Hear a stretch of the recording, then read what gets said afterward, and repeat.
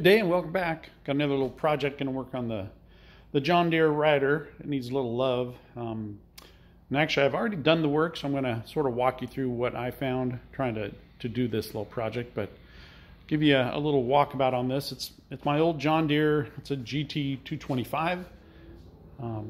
These were made from 99 to 2003, the GT 225 and the GT 235. Difference being one had a Kohler 15 horse and the 235 had the 18 horse Briggs & Stratton.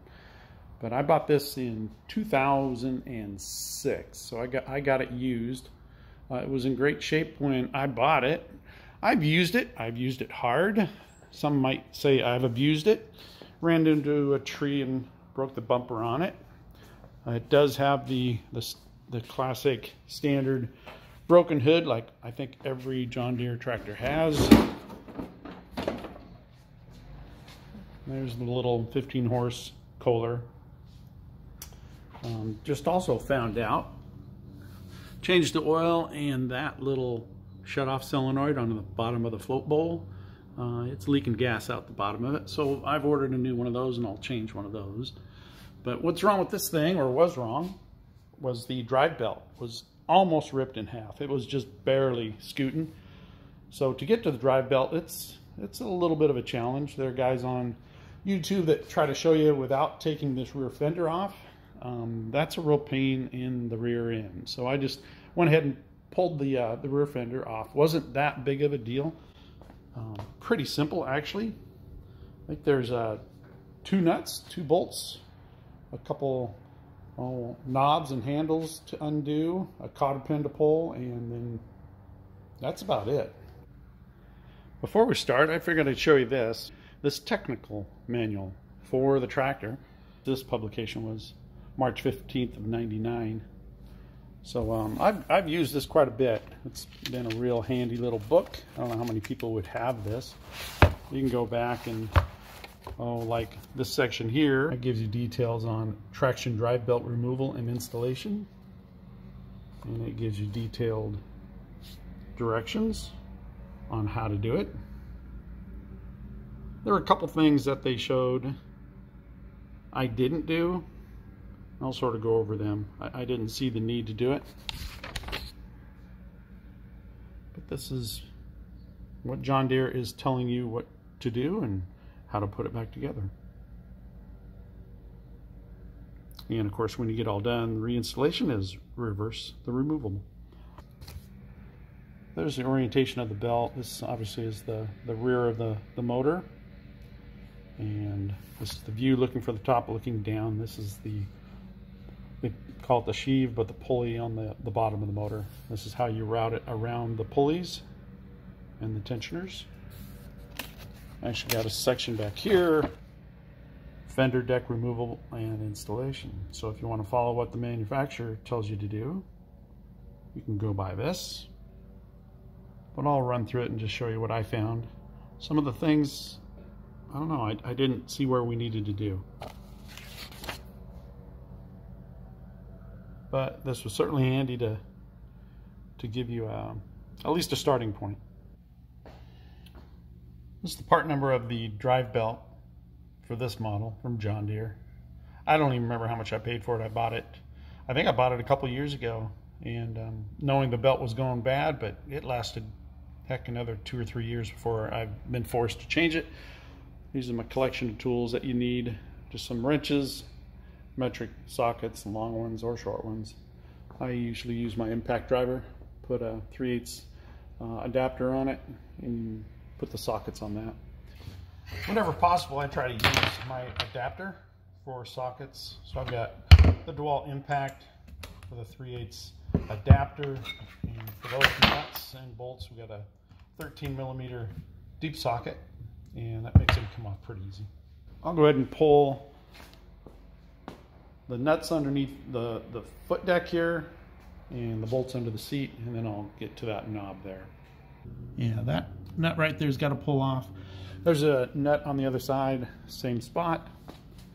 That pulls out. You've got, lift the seat up, you've got 2 bolts here, one there, and one there. Those are 13 millimeters. The ones underneath the foot deck there are also 13 millimeters. You have to pull this knob off, and then you have to unplug that wire.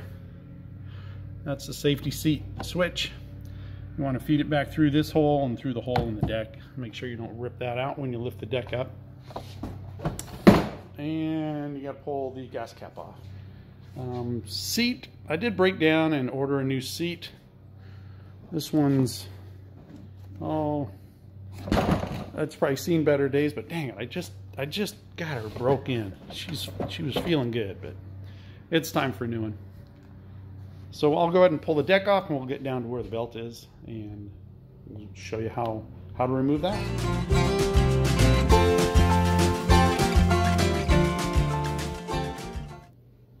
Last couple items you got to pull the gas cap off. I just put a baggie with a rubber band over it to keep the stuff from falling in it. You got the control knob here for the mower deck.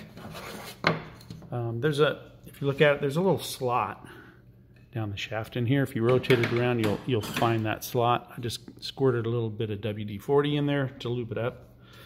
Put the wood block in behind it. Slip up pry bar behind it. And it pulls out pretty easy. Already pulled these two bolts off there and there. Disconnected the seat wire, shoved it back through the hole. You still got to get it through the hole in the deck, so you got to be careful when you lift that up. You got this knob here, 5/8 nut, and you go clockwise. I had already loosened it. Sorry. Just loosen the nut, and then you can unscrew the knob.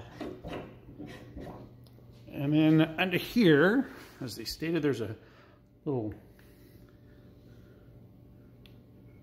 cotter pin right, I think it's focused right there. You got to reach in there, pull that pin. That rod is connected to the foot pedals, and then that'll disconnect that. I taped that rod to the bottom of the deck so it wasn't in the way when we lifted it off. And I don't know if I can do this while holding the phone, but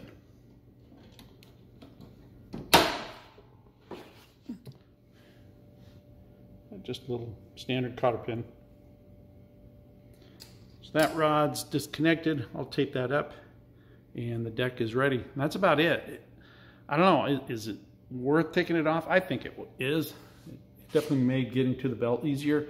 It gets, especially on this back end here, because the belt goes over a fan that cools the transaxle back here, and it's tough to get it up and over that fan if you don't pull this deck. So we'll move on to the next step.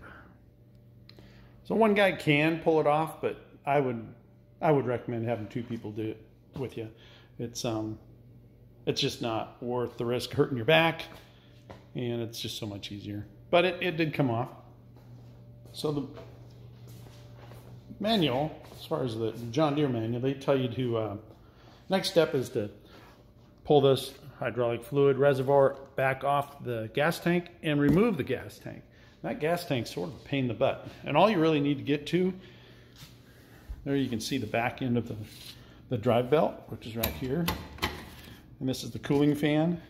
Just need to remove this 13 millimeter nut and lift this fan off, and then that belt will come off that pulley. On the underside of the mower, you've got two, they call them V idlers, but I call them pulleys. You've got to loosen both those. Don't take the nuts all the way off, because there's some bushings on the back side of the pulley. So just loosen those two nuts. So once again, this is the back of the mower. You've got this pulley, or they call it an idler, a V idler. It's got a V groove in it for the belt to travel in it. And you got this one here, which is the same type.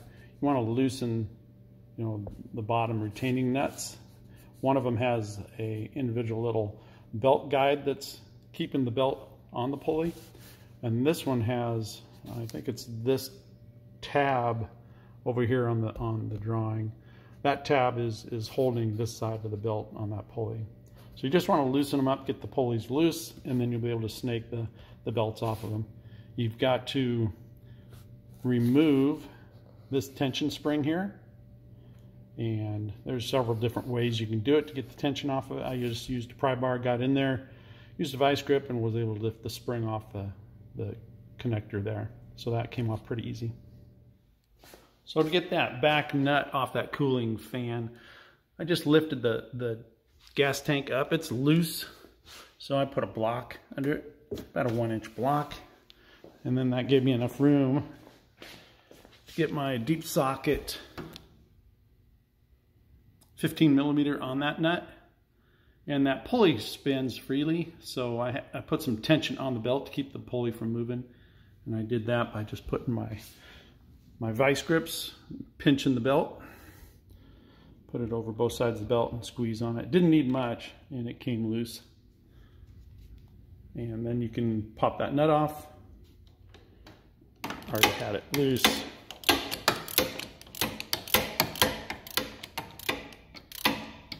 This is where I like my impact. It makes this go a lot quicker, but it worked all right.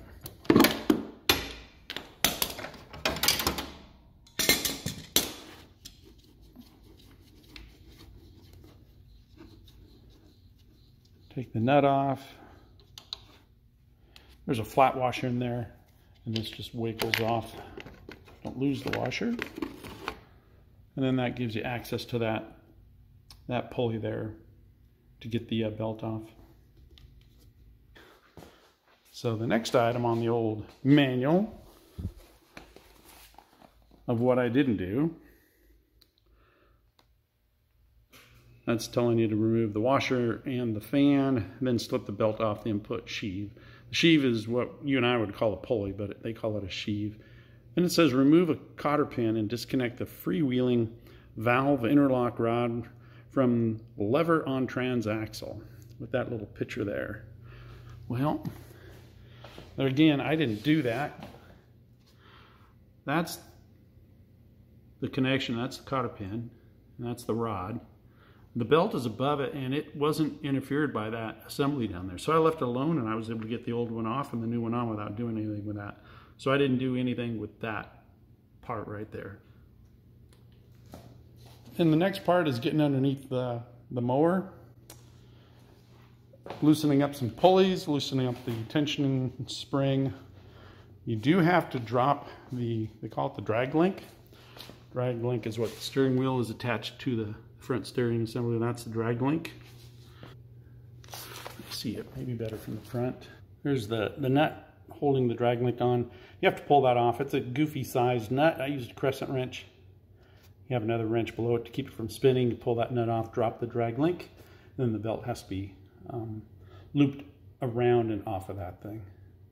So yeah, we'll get under there and loosen up the pulleys, loosen up the spring, remove the tension spring, and that's about it.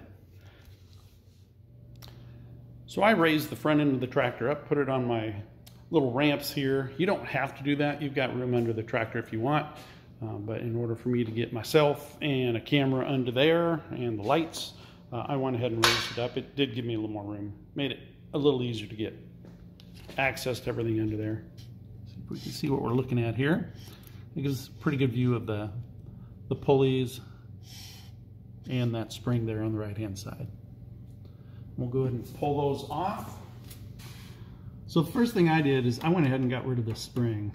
They tell you to remove the belt off this particular pulley here, but for me it was just easier to pull the spring. So I put a pry bar here, I put tension on it, and I just grabbed a little chunk of pipe that I had, put it onto the end of the spring, I pushed forward, and then that thing pops off.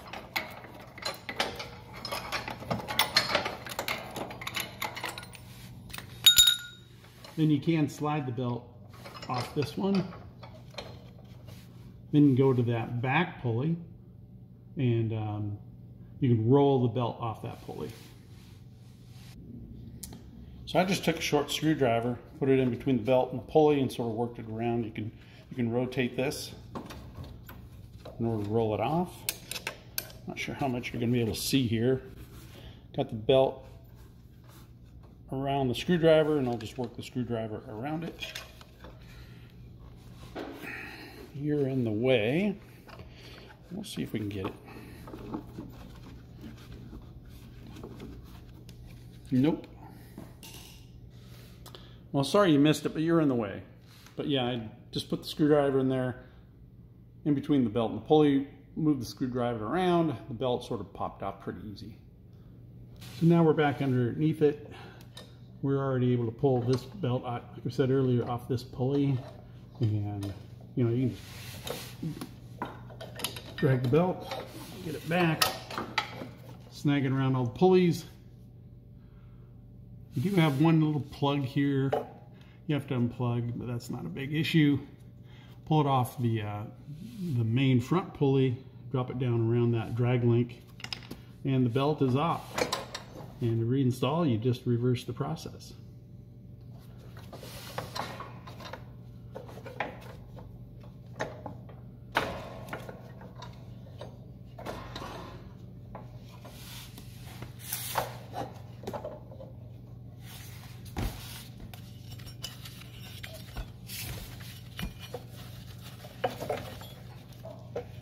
Make sure you're on the pulley on top, underneath the motor, and then you can just push this belt around this rear pulley, and it drops on pretty easy. You run all your pulleys. I did forget to mention, on these pulleys here, you've got this little, you can't see it, might be able to see it here. These keep the belt from coming off the pulleys. Well, you have to loosen like this nut and this nut here. You may not see it, but just loosen them, don't drop them all the way. Just get them loose to where these, the clips for keeping the belt on are loose, so you can get the belt around it. So you'll have to do that to get the old belt off and the new one on. And then once you have them on, just tighten those two nuts back up. And that's it, other than the spring. In the spring, what I did, I just hung it on this front where it was at before.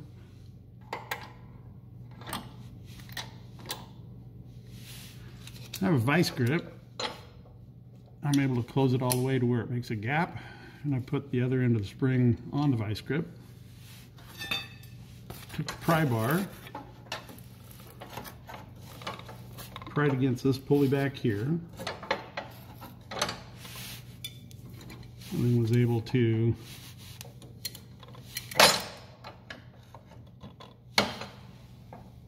push the spring back on the back. And that put the spring tensioner back on. And it's done. Just double check all your work, make sure this little, you can't really see it, but this wire here is out of the way of the belt. Just double check everything, look at it real close before you fire it up, before you screw something up. And put everything back together. When you put the fan back on, it's pretty straightforward, but you just want to make sure you don't over tighten it. It doesn't need to be super tight. There's a big nut that the center of that fan fits over. Washer goes on the bolt, and of course the nut.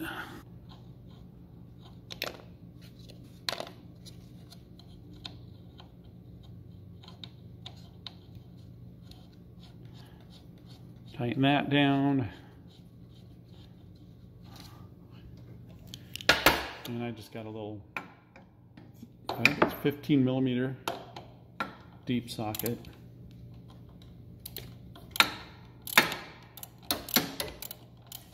Just tighten it till the fan or the pulley starts moving. And that's about it. Don't forget to take the block out under the tank if you did that. And then get someone to help you put that thing back on. I may wait for some help on that one. Got her all back together, and one thing I probably should have told you before you put the deck back on is you can go ahead and start the tractor and just make sure that the belt isn't rubbing on anything, hitting anything.